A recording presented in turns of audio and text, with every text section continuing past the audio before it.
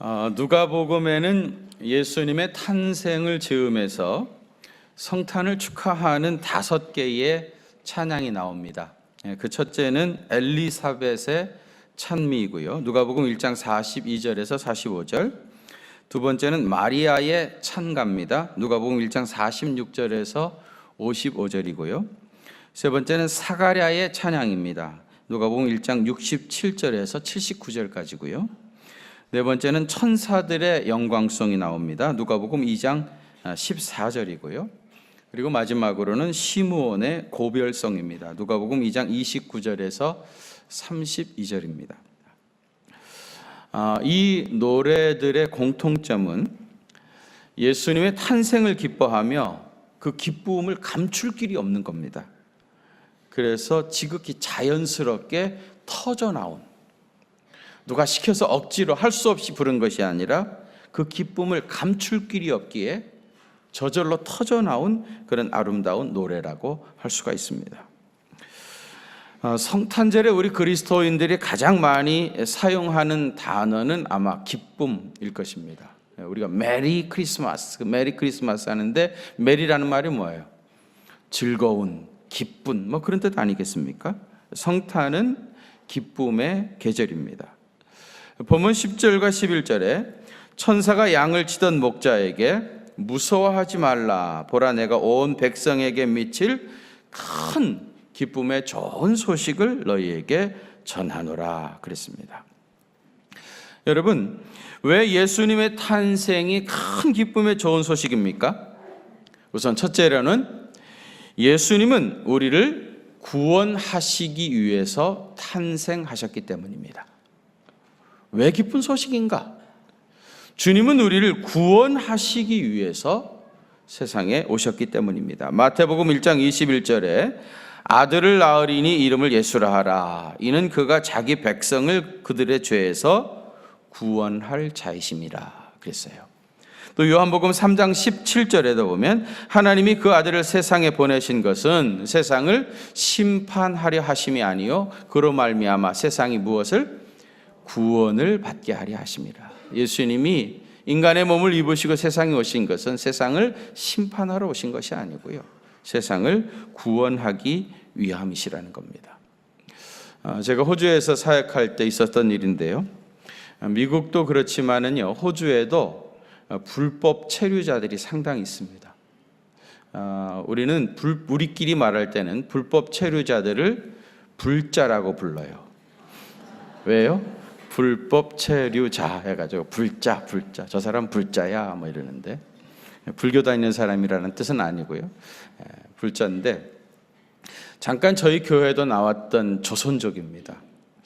그런데 이분이 어느 날 이민경찰에 붙잡혀가지고 수용소에 끌려갔다는 소식을 들었어요. 너무 안타까운 일이죠. 그래서 제가 빌라우드라고 하는 수용소가 있어요. 거기 있다고 그래서 이제 가서 이분을 만났는데, 이분하고 같은 회사에서 일하는 집사님한테 들었어요. 같은 회사에서 일을 열심히 했는데 이분이 아마 굉장히 일을 잘했나 봐요. 열심히 성실하게, 비록 불자였지만은. 근데 회사가, 사장님이 이분한테 감동을 받아가지고 그 안타까운 소식을 듣고 우리 회사가 스폰서십도 해주고 그리고 영주권도 신청해 주겠다, 그렇게 얘기를 했다고 그래요. 너무 감사한 일이죠. 이 이야기를 이분이 듣고요, 정말 회사가 그렇게 해주셔서 나를 이 수용소에서만 나가게 해준다면 내가 정말 평생을 목숨을 바쳐서 이 회사를 위해서 일하겠습니다, 그렇게 얘기하더라고요. 제가 그 이야기를 듣고 들어오면서 그런 생각이 들더라고요. 회사에서 스폰서십 해줘가지고 영주권 받게 되는 거는 고작 호주에서 살 수 있는 길을 열어주는 것뿐입니다. 그런 은혜를 받고도 이렇게 감격해가지고 내가 평생을 목숨을 바쳐서 그 회사를 위해서 일하겠다고 하는데, 내가 받은 구원은 호주에서 사는 것이 아니고 천국에서 영원토록 살 수 있는 그런 놀라운 은혜를 받은 건데 나는 이런 벅찬 감격 있는가, 그런 생각이 들었습니다. 여러분에게는 구원받은 이런 감격이 있습니까? 천국에서 영원히 산다고 하는 벅찬 감격이 있습니까? 여러분, 예수님은 세상을 구원하러 오셨습니다. 예수님이 우리를 구원하시는 구세주라는 말은 우리를 멸망 가운데서 구원하시고 환난 가운데서 구원하시고 죄에서, 저주에서, 질병에서 구원하시고요, 마귀의 이빨사에서 구원하시고 사망에서 구원하시고 영원한 하나님의 나라로 우리를 인도하시는 온전한 의미의 구원입니다. 우리는 이런 은혜를 예수님께 받았습니다. 그렇다면 영주권 받고 스폰서십 해주겠다는 사람보다 100배 이상 우리 주님께 충성해야 하지 않겠습니까? 여러분, 구원받은 벅찬 감격을 가지고 생명을 바쳐 주님을 섬기시기를 바랍니다. 두 번째로, 왜 예수님의 탄생이 큰 기쁨의 좋은 소식입니까? 우리와 함께 하시기 위해서 주님이 탄생하셨기 때문입니다. 마태복음 1장 23절에 보면 보라, 처녀가 잉태하여 아들을 낳을 것이요 그 이름을 뭐라? 임마누엘이라 하리라 하셨으니, 이를 번역하면 뭐라는 거예요? 하나님이 우리와 함께 계시다 함이라 했습니다. 오늘 탄생하신 예수님의 이름이 임마누엘입니다. 임씨들한테는 미안하지만요, 임마누엘이 아니고 임마누엘입니다. 임마누엘. 엘은 하나님이고요, 하나님이 임마누, 우리와 함께 하신다. 여러분, 하나님께서 우리와 함께 하시면 어떻게 됩니까? 예수님이 우리의 선한 목자가 되셔서 우리의 갈 길을 인도해 주시고요, 우리의 마음의 두려움과 공포가 떠나가고 참된 평안과 참된 자유를 얻게 되어지고요, 우리 주님 우리와 함께 하시면 강하고 담대해지고 만사가 형통해지고요, 영혼이 잘된과 같이 범사가 잘 되어지고 강건하게 되어지는 놀라운 축복을 받게 됩니다. 창세기 39장 2절과 3절에 보면 여호와께서 요셉과 함께 하심으로 그가 형통한 자가 되어 그의 주인 애굽 사람의 집에 있으니 그의 주인이 여호와께서 그와 함께 하심을 보며 또 여호와께서 그의 범사에 형통케 하심을 보았더라. 여러분, 요셉이 형통한 자가 되었던 이유는 뭡니까? 하나님께서 그와 함께 하셨기 때문입니다. 하나님께서 요셉과 함께 하시니까 요셉의 주인이었던 보디발의 집에 하나님의 복이 임했습니다. 여러분, 하나님께서 여러분과 함께 하시면 여러분이 복받는 것은 물론이거니요, 여러분으로 인해서 여러분의 가정과 여러분의 직장과 사업장과 또 자녀들과 교회와 이 사회와 우리 민족이 복을 받게 되어 있습니다. 이것이 임마누엘의 축복입니다. 여러분, 임마누엘, 우리 주님이 평생 여러분과 함께 하신다는 것을 기억하시고 이 믿음으로 승리하시고 주님이 주시는 신령한 기쁨으로 충만하게 되시기를 바랍니다. 세 번째로, 왜 예수님의 탄생이 큰 기쁨의 좋은 소식입니까? 예수님은 모든 사람을 위해서 오셨기 때문입니다. 오늘 보면 10절에 천사가 이르되 무서워하지 말라, 보라 내가 온 백성에게 미칠 큰 기쁨의 좋은 소식을 너희에게 전하노라 그랬어요. 온 백성에게. 예수님의 탄생은 한두 사람, 특권층 몇 사람을 위한 그런 기쁨이 아니고요, 모든 사람, 온 백성에게 미칠 큰 기쁨의 좋은 소식입니다. 사실 모든 것에는 조건이라는 게 다 있어요. 아무 조건 없이 무조건 다 받아주는 것이 있습니까? 미국에서 마틴 루터 킹 목사님이 흑인 인권 운동을 할 때가요, 1955년이었습니다. 그러니까 지금부터 한 60, 70년 전 일입니다. 뭐 옛날 이야기가 아니에요.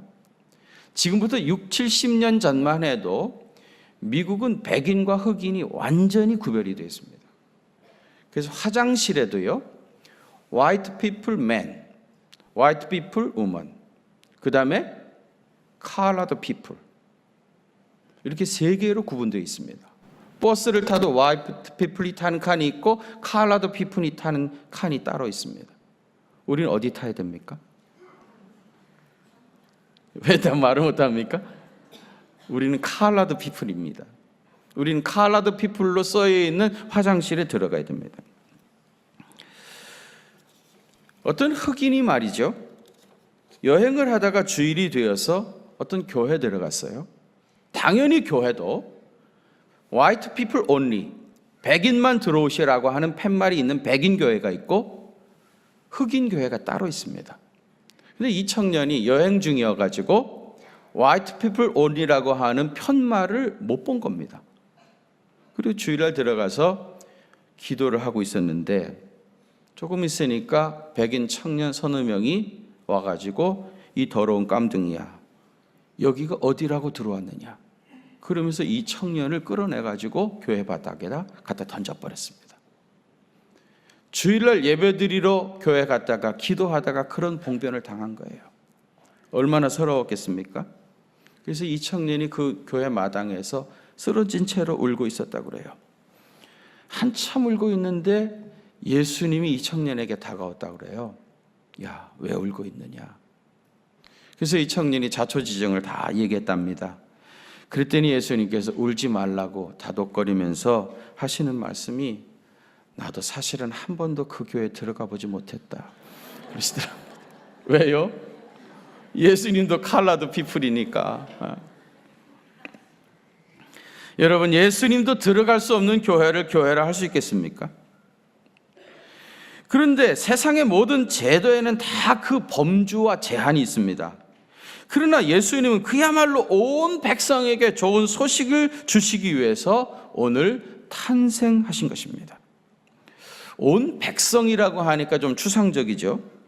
여러분, 온 백성이라는 말은 단순히 피부색이 다르고 머리카락 컬러가 다르고 눈 색깔이 다른 것을 의미하는 것만은 아닙니다. 이걸 조금 더 깊이 생각해 보면 여러분, 학식이 없는 무식한 사람은 아닙니까? 이런 사람에게도 우리 주님이 오신 겁니다. 이런 사람을 위해서도 우리 주님이 오셨습니다. 가난한 사람은 안 됩니까? 가난한 사람을 위해서도 우리 주님이 오셨습니다. 성격이 나쁜 사람은 어떻습니까?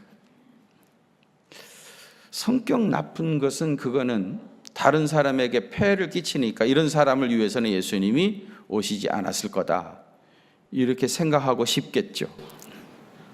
여러분, 이 성격도 말이죠, 사실은 자기가 선택한 것이 거의 아닙니다. 우리가 피부색을 선택하지 않은 것처럼 성격도 내가 선택한 것이 아니에요. 타고난 혈질 때문에 그런 성격이 형성된 거죠. 뭐 그런 얘기 하잖아요. 뭐 다혈질이니 담즙질이니 뭐 우울질이니 뭐 이런 얘기 하잖아요. 혈액검사 아무리 해도 나오지 않는 타고난 혈질 때문에 그 사람의 성격이 어느 정도 형성되는 겁니다. 거기다 태어나서 지금까지 자라면서 보고 배운 것들, 그것이 그 사람의 성격이라는 것을 형성하는 겁니다. 그러니까 어떻게 보면 성격도 그 사람이 선택한 게 아니에요. 여러분, 성격이 나쁜 사람은 어떻게 보면 그 사람이 가장 큰 피해자입니다. 이런 의미에서 성격이 나쁜 것도 정서적 질병 중에 하나라고 생각해야 합니다. 감기 들리면 기침하듯이 성격 나쁜 사람은 어디서든지 티가 나게 되어 있습니다. 그러나 하나님은 그런 사람도 사랑하십니다. 그런 사람에게도 기쁨의 좋은 소식이 되시려고 우리 주님 탄생하신 겁니다. 사람들이 그러대요. 예수님도 못 고치는 병이 있다고. 그게 뭐예요? 성격 나쁜 거, 성격 더러운 거라고 그러죠.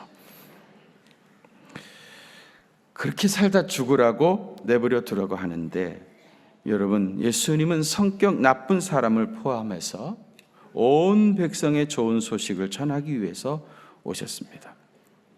저 사람에게 문제가 있다고 따돌릴 것이 아니라, 그럼에도 불구하고 예수님이 사랑하시는 백성이기 때문에 존중하고 아끼고 돌봐주고 그 짐을 내가 져줘야 합니다. 우리 기독교는 분명히 기쁨의 종교입니다. 교회에 나오면서도 기쁨이 없다면 분명히 뭔가 잘못 믿고 있다고 하는 증거입니다. 하나님 앞에 나와 예배하면서 마음에 기쁨이 없다면 분명히 영적으로 병들어 있다는 말입니다. 예수님을 믿고 하나님의 말씀을 믿고 진리 가운데 거한다면 우리의 심령에는 항상 기쁨이 충만하게 되고 마음속 깊은 곳에서 기쁨의 샘이 솟아나는 것입니다. 여러분, 동방의 별을 연구하던 박사들은 어느 날 하늘에 신기한 별을 발견하게 됐습니다.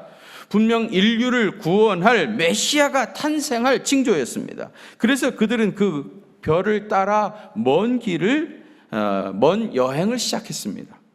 마태복음 2장 10절 말씀에 보니까 그들이 별을 보고 매우 크게 기뻐하더라 그랬습니다. 동방 박사들은 아직 예수님을 보지도 못했지만 그 별만 보고도 너무너무 기뻤던 겁니다. 생각만 해도 기뻤고요. 듣기만 해도 기뻤고요. 그저 예수님 때문에 너무너무 기뻤습니다. 박사들의 마음속에 있었던 이 기쁨이 먼 길을 마다하지 않고 예수님이 계셨던 베들레헴 마구간에까지 찾아가게 했고요. 황금과 유향과 모략을 선물로 주님께 드릴 수 있었던 겁니다.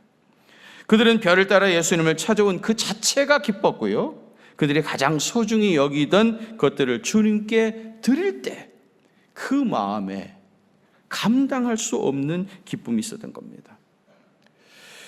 기독교는 기쁨의 종교라고 했는데 그 기쁨의 근원은 예수 그리스도입니다. 여러분이 신앙생활을 하시면서 예수님에게 초점을 분명히 맞추면 예수님이 주시는 신령한 기쁨이 점점 증폭될 것입니다.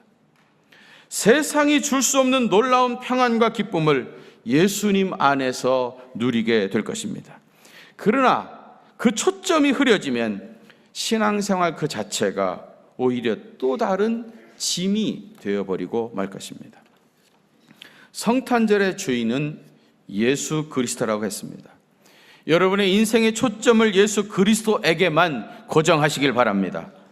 예수님에게 여러분의 마음을 완전히 빼앗겨 버리시길 바랍니다.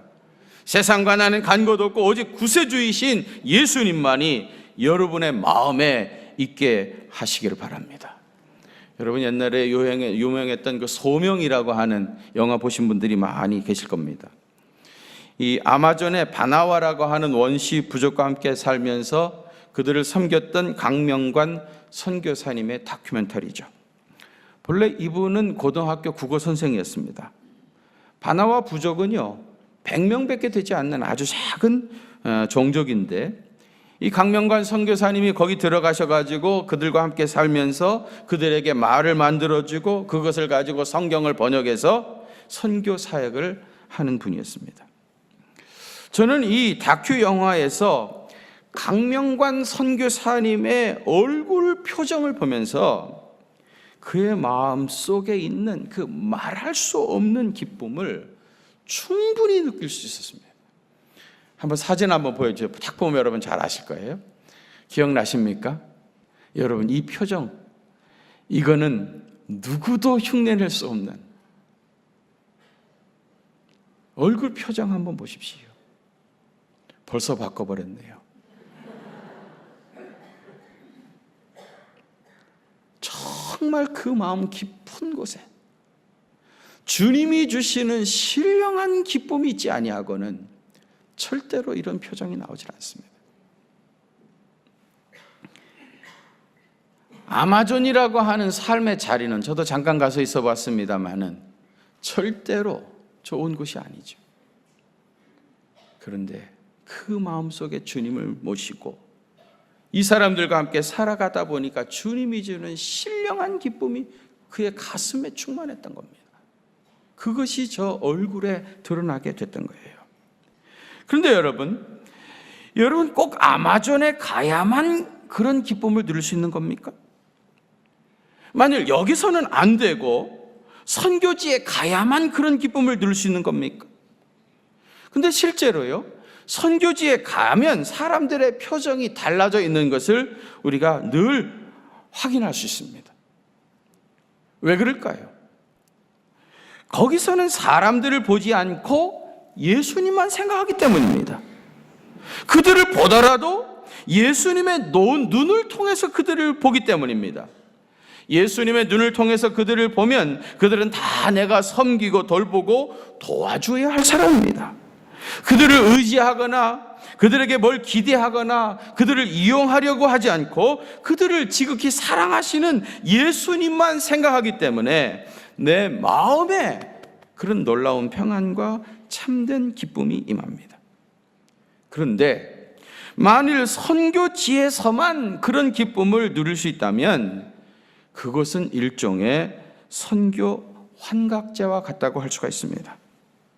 아마 그 기쁨을 잊지 못하고 계속해서 선교지를 찾아 돌아다니는 선교병에 걸리게 될지도 모릅니다. 아마존의 선교사 그 환한 얼굴이 보여주는 기쁨의 비밀을 깨닫고 여기서도 여러분 가정에서도 일터에서도 그것을 누릴 수 있어야 그것이 온전한 복음이 아니겠습니까? 오늘 우리에게 진정한 기쁨을 주시려고 탄생하신 예수 그리스도에게 여러분의 마음과 시선을 고정하십시오. 놀라운 집중력을 개발해서 예수님만 바라보십시오. 그러면 여러분 생에 놀라운 평안이 임하기 시작할 것입니다.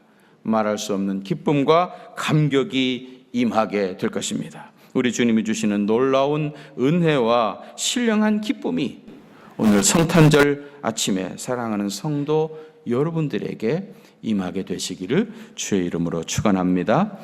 거룩하신 아버지 하나님, 우리에게 놀라운 집중력을 허락하여 주셔서 예수 그리스도에게만 우리의 시선을 고정하게 하여 주시고 주님을 통해서 세상을 새롭게 바라볼 수 있는 영안을 활짝 열어주셔서 주님이 주시는 놀라운 기쁨을 교회에서도 가정에서도 일터에서도 세상에서도 선교지에서도 체험할 수 있는 믿음의 사람 되게 해 주옵소서. 이제 시온 찬양대원들이 주님 기뻐함으로 그 감격이 터져나와서 준비한 이 성탄절 칸타타를 주님께서 받아주시고 이 찬양을 통하여 주의 영광만 나타나도록 주께서 은혜 더해 주옵소서. 부르는 이나 듣는 이나 신령한 기쁨으로 충만한 귀한 시간 되게 해 주옵소서. 예수님 이름으로 간절히 기도하옵나이다. 아멘.